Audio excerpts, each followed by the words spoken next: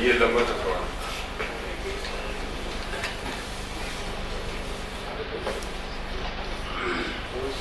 خادم حضرات، ذہن میں جیسے آپ سے کہا کہ ہم نماز پڑھ رہے ہوں یا نہ نماز پڑھ رہے ہوں، وہ جو الہام خیر و شر ہے وہ جاری رہتا ہے. مگر اللہ نے ہمیں ایک رعایت دی ہے. الہام خیر و شر میں سب سے ناقص پہلو ہے گلٹی فیل کرنا.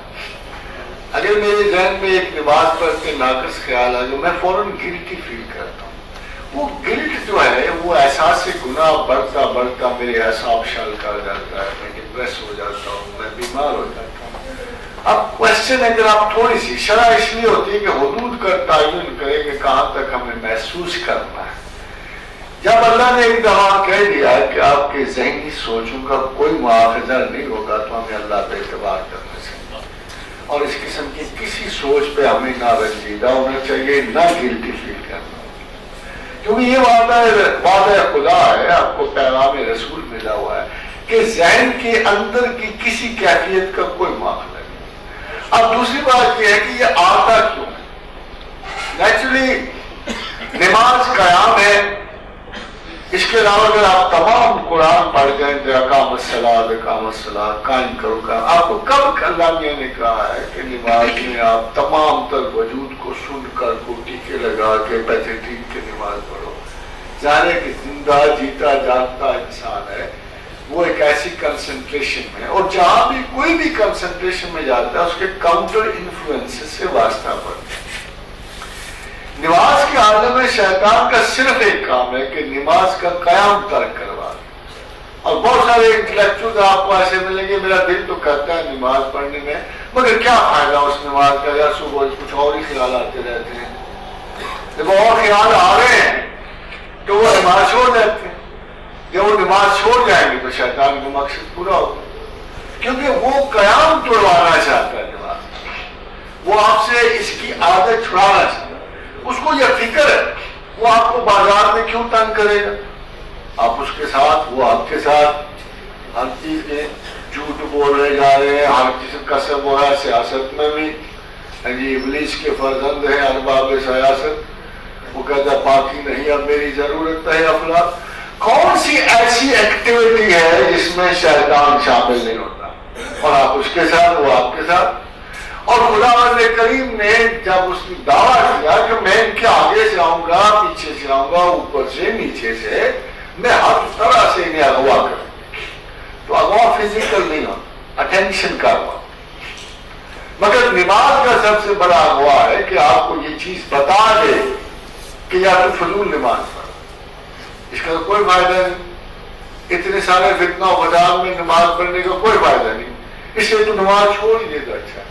پھر ایک صاحب اٹھیں گے کہیں گے میں نہیں نماز پڑھ بس، مگر کبھی کبھی جب میرا دل آتا ہے تو میں بڑے مزے سے نماز. وہ ایک سجدہ جسے تو گرا سمجھتا ہے 1000 سجدوں سے دیتا ہے آدمی کو نجات. بیسیکلی یہ عذر لنگ بھی شیطان کریٹ کرتا ہے. وہ ایک سمپل سروس کو منقطع کرنا چاہتا ہے. وہ جو آپ 5 وقت تھوڑا سا تردد کر کے ہاتھ تالمود ہو کے اللہ کی خدمت میں چلے جاتے ہو، اللہ نے بھی بہانا آپ کی نجات کو، آپ کی نماز کی ضرورت ہی نہیں. اس نے سوچا کوئی اور بھی انسان کی مغفرت کا بہانا، چلو 5 وقت آئے تو تھے نا، دروازہ تو کھٹکھٹایا تھا نا، دستک دی تھی نا، کوئی دعا مانگی تھی نا، اس کو نہیں غرض آپ کس خیال میں کس خیال میں تھی. اصحاب نے عرض کی، حدیث رسول ہے باب الایمان کی، حدیث بخاری اور مسلم ہے، کہ اصحاب نے فرمایا یا رسول اللہ نماز میں وسوسے ہو جاتے. فرمایا عین ایمان، حضور نے فرمایا عین ایمان. بھلا اگر نماز میں اگر آپ کو وسوسے نہیں آ رہے تو یاد رکھنا کہ آپ کا ایمان بھی ہو، کیونکہ شیطان کو پتہ ہے کہ یہ تو بالکل حماقتوں کی طرح نماز پڑھ رہے، ان کا تو ذہن بالکل ہے ہی نہیں اس طرف. وہ آپ کو تنگ ہی نہیں کرے گا. جس کے ذہن، جس کے دل میں ایمان ہے اس کو تنگ کرے گا، اس کو احساس گناہ دے گا کہ تو غلط کر رہا ہے. جس کو پتہ ہی نہیں غلطی کیا رائٹ کیا، اس کو نہیں تنگ کرے. اس لیے نماز میں وساوس عین ایمان.